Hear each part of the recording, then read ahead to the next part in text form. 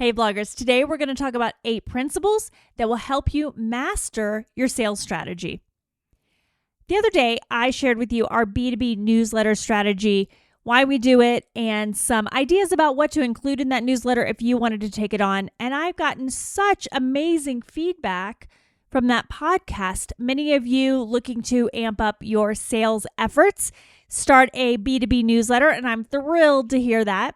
So I wanted to follow that up today with these 8 principles, 8 things that really helped us make a difference in how we were able to work with brands.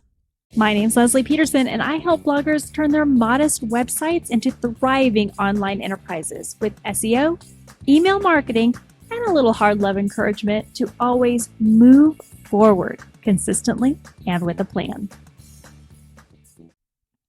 In 2017, the blog was fairly new still. I was working with my business partner, Sue Rodman, at the time, and we were really trying to come up with some unique ways to work with brands to make the sales process easier on us, but more valuable to our clients.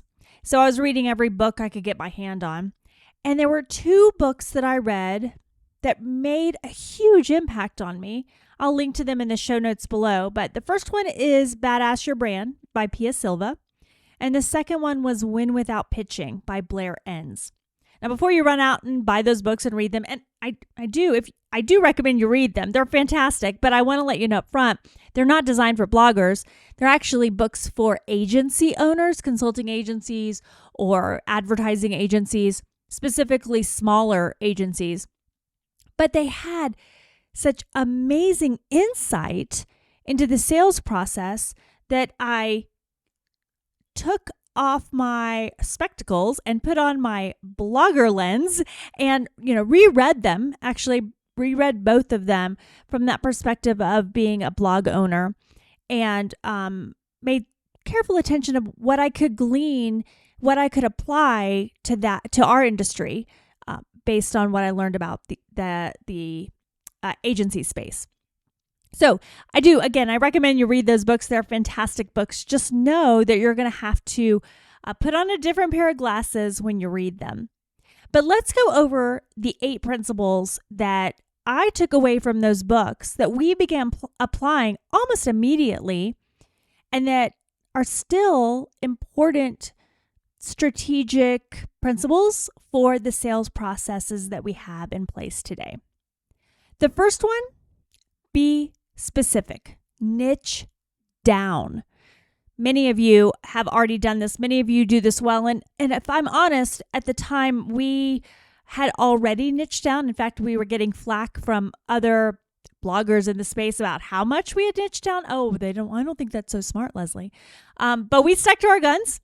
And I recommend that if you are having an issue with selling, that you look about how you can niche down. Now, there could be 112 other components about why you're having an issue, including just the market in general. But it begins by, or I should say, the process of being able to sell successfully begins by being able to identify clearly the specific target audience that you serve. And it needs to be a very specific target audience in order to win somebody's money out of their wallet. People have to know exactly who you're talking to and make sure that it matches with what their advertising demographic is for that specific time. So a lot of bloggers today are doing a better job at this, quite frankly. They're really getting specific about their target market. But I know back in the day, people were just travel bloggers or just food bloggers or just parenting bloggers because there wasn't as much competition and niching down wasn't as important. But it is extremely important today. So if you're getting started in the blogging world, think about how you can niche down. If you've been around for a while, think about how you can niche down. That's number 1, be specific. Number 2, be yourself. And when I say be yourself, I mean be yourself unapologetically. How many syllables is that?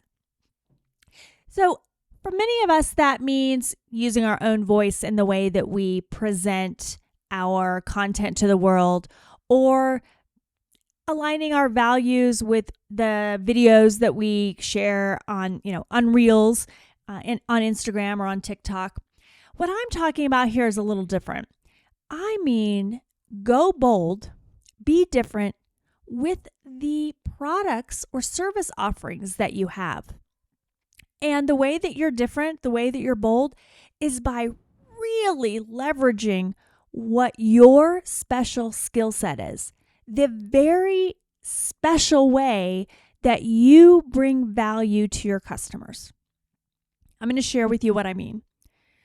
I do not have a TikTok. I think I do have a TikTok account. I just haven't opened it in a million years. I have an Instagram. It's not very big, and we don't have a lot of engaged people there, although I do post periodically. Because the thing I want to focus on for my customers is the thing that I do best, and that's SEO and email marketing. And I'm not saying that is the best for everybody. I'm saying that is the best for me. That's where my skill set lies. That's where we bring value. That's where we bring visibility. And that's where, if somebody wants to work with us, that's really where they're going to find value. So I'm not going to put a package together that includes Instagram Reels, or that highlights Instagram Reels. Now, people still want Instagram, and we have packages that include having an Instagram Reel, but that's not the focus. That's not the unapologetic Leslie that our brand brings to the table. So think about what yours is. And even if it's not exactly what everybody's after, what the shiny thing is, like TikTok Reels, don't back down. Make sure you have a marketing message wrapped around your special skill, and don't try to be something else. Bring that to the table. Now, it's harder for us to get deals because we don't have a huge TikTok following, but I know the deals that we get, the brands that we work with, the people who come to us, they are getting exactly what I promised them, and they know that up front, and they're actually the people who are seeking that value. So they're happier in the end, I'm happier in the end, and it makes me feel good because it's exactly who I am. I don't have to put on any other disguises. I know I'm being myself unapologetically when it comes to the services that we offer. Number 3, be purposeful when you're pricing. For many, many years, we were not charging what we were worth. I think the reason is because we were trying to compete on pricing. There's another blog in our space that delivers much of the same content. I'd say there's quite a bit of overlap, although they have a significantly larger focus on kids and kids who are younger than ours. But they price so low. And I felt like, we always had to try to match that. And one day, I just, after reading these books, after having a chat with Sue, we said, we're not going to do that anymore. We're not going to compete on price. We're going to compete on value. And when we did that, it was a game changer. Did we have as many contracts as they have? I don't think so. I think they probably had a lot more. But I think that knowing it's obvious who they're contracting with because you can see it on the blog and on the newsletter. What they were charging and the number of contracts they had still didn't allow them to make as much money as we were making in that area because we were charging more. We were being pickier. We were deciding that quantity wasn't the answer, that competing on value was the answer, charging what we were worth was the answer. And having fewer people pay more money allowed us to deliver even greater value because we could really focus on those customers. We could do a little extra something special for them. We could work on new ideas with them. We could really bring those customers more value because we were charging more. So that's the third thing. So number 1, be specific, niche down. Number 2, be yourself unapologetically. Number 3, be purposeful with your pricing. Charge what you're worth. Number 4 goes in line with that. Bet on quality over quantity. So this time, though, I'm not just talking about the number of clients that you get because you're charging more money, but I'm talking about the services that you offer. You want to focus on high quality clients, high quality projects, innovation in your space. And that's going to require you to cull down the number of services that you offer. Find a few that are amazing and make them even better. Make them exceptional.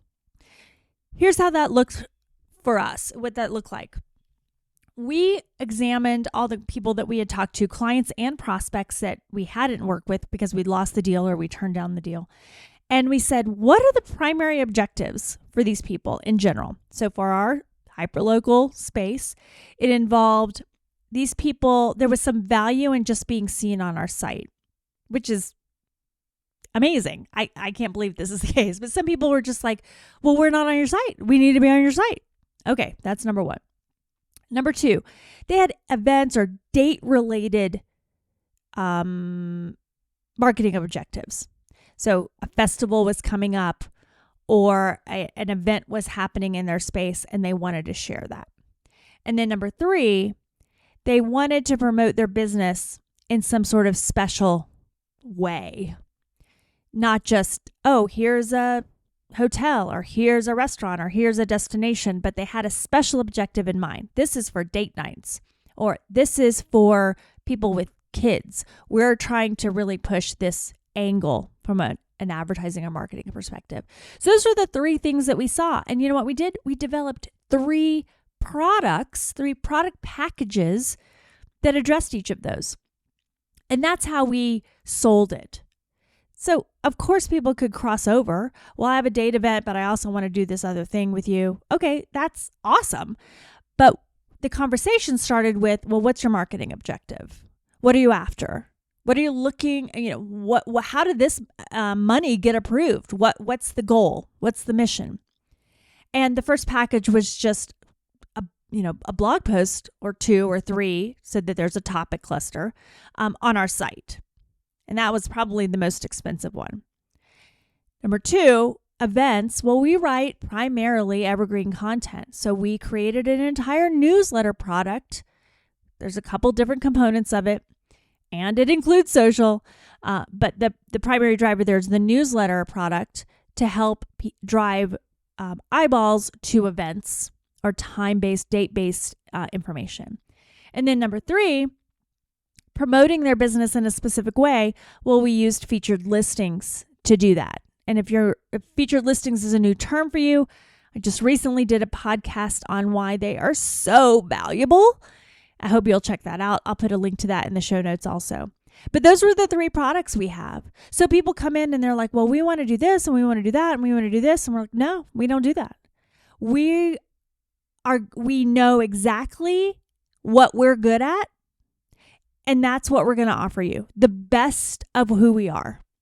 We know that when we focus on just those things, that date-specific information, that offering a new perspective on a place or a destination or a hotel or whatever, and then just getting people on our site, we know that if we just have those 3 product offerings that we can take all of our energy into making those the most amazing product offerings year after year after year. We do just something extra special to grow them, to make them better, to improve them. We know exactly what they're worth, what the price point is for those, and we know that when we make that deal, that we can make our customer happy, that we can provide value for them, that we can we want to try to knock their socks off. That's our goal every single time.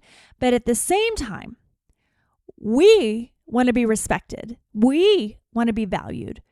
And the only way that we can do that is by charging the right price. So that's number 4. Bet on quality over quantity. If you have 15 different service offerings, cull them down, pare them down. What are the primary reasons that somebody comes to you? Not because they want to buy access into your newsletter. Why do they want to buy access into your newsletter? What are they after? What is their objective? Cull those down to just a small number of offerings and then kick ass on those offerings. Okay, number 5. Boundaries matter. You've got to say no when it's necessary. You don't want to take every client. You don't want to take every project. You want to only work with those clients that align with your brand, that you feel extremely comfortable about in sharing those people with your readers, and people who understand your special sauce, your unapologetic you. You want to make sure that when the contract's over, that they're happy with what they got. And if I'm an SEO newsletter kind of girl and somebody comes to me because they're expecting click-throughs on TikTok, they're going to be devastated. Even if they're willing to buy from me, even if they went and looked at my TikTok account, saw what I offer, and still wanted to write me a check, in the end, I'm going to be embarrassed and they're not going to be happy. So what is that super special secret sauce that's unapologetically you? That's number 2. Don't forget that. And when anything steps out of line of that, outside of that, you're going to have to say no. And it's scary to say no because you don't know if they're going to ever come back to you. You don't know if they're going to be angry with you. You don't know if they're going to tell somebody else, another PR friend, that you weren't fun to work with. You don't know what it's going to be like next week when you turn down that revenue, and is other revenue going to come at you? But I can tell you this from experience. When you learn to say no, it opens up so many doors. The universe goes, thank you for making room for the yeses. And it might take a little bit of time.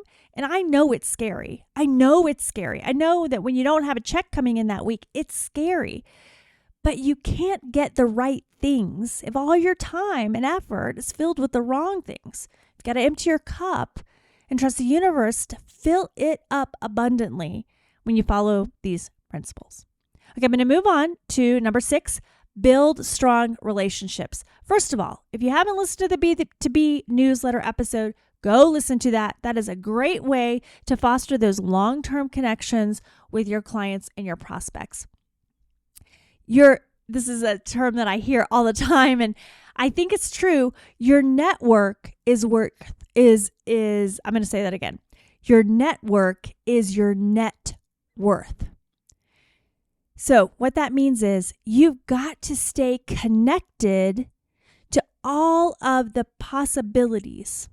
And I think a newsletter is a fantastic way to do that. Your B2B newsletter. We talk about relationships, connection, all of that a lot on this podcast and in our Facebook group when it comes to our readers and our subscribers. And that's exceptionally valuable.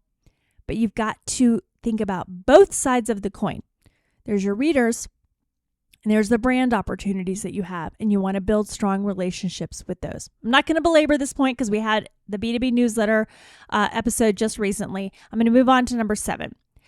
Boost trust with testimonials and case studies.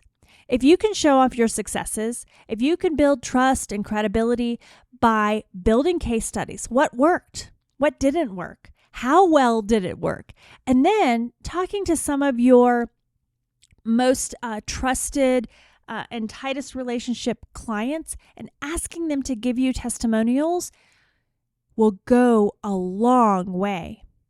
I know I'll give you 2 instances. Number 1, I have a fantastic client in Florida. I love her to death. I have what I think is a beautiful relationship with her. We talk about our kids. We talk about what's going on in the industry. We've continued to serve them for many, many years now. And anytime that she's at an event and people want to know about working with bloggers, she tells them about me. We've gotten so many clients from her referring us to them. I mean, that's you can't pay for that, right? So obviously we're doing something right with her. She's not afraid to share it with other people, and it's helping us in the end.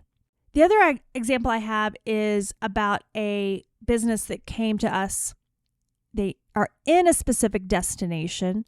They came to us and said, we're interested in working with you. What do you do? So I told them about the featured listings, and they're like, oh, okay, just kind of risky for us. I explained how, again, featured listings are the least risky thing that they could possibly do. But I said, but you know what?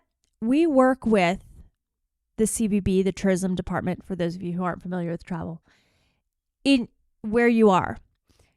We love them. We work with them all the time. Pick up the phone, call them, ask them about us. Ask them if we're the right decision for you. And I'm sure they're going to tell you the truth. And ta-da, we signed a new featured listing because we had a relationship with that destination already. And I had no reservations about what that destination was going to say about us to that business. Because why? Because we were charging what we were worth. We didn't have an overwhelming number of clients, but we had the right number of clients that allowed us to create beautiful, value-driven products that were not just good, but exceptional. And because we only have a select number of clients, because we're charging what we're worth, we are able to go above and beyond multiple times during the year. So I never have to worry about whether somebody's going to be a good reference for me or not. I don't, because the only time I ever have to worry about it is when I said yes to somebody who I probably shouldn't have said yes to. That's when I have to worry about it. So don't do that. Okay, that's boost trust with testimonials and case studies. And then the final one, brace yourself for failure. You cannot grow. You will not move to the next level if you are afraid to fail. You've got to be vulnerable.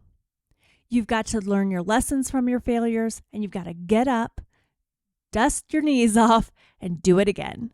You cannot move forward if you're afraid to fail. You just can't. And when you fail with your customers, it's hard. It's embarrassing. I've failed with my customers before.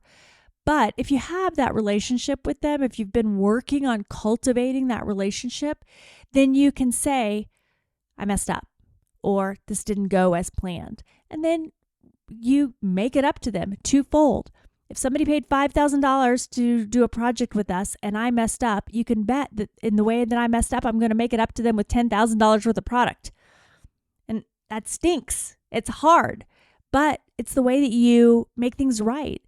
We want to be respected and valued as bloggers, but we also want to show that respect and value to our customers. So brace yourself for failure, and then do what's right when it happens, and don't let that keep you from failing again, from making a mistake again, because making a mistake just means that you're moving forward. Okay, let's review those 8.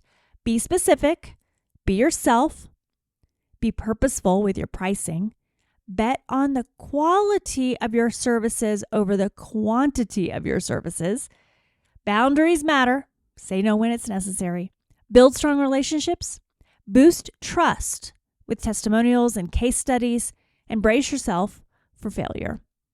I hope this served you. I'll talk to you again tomorrow.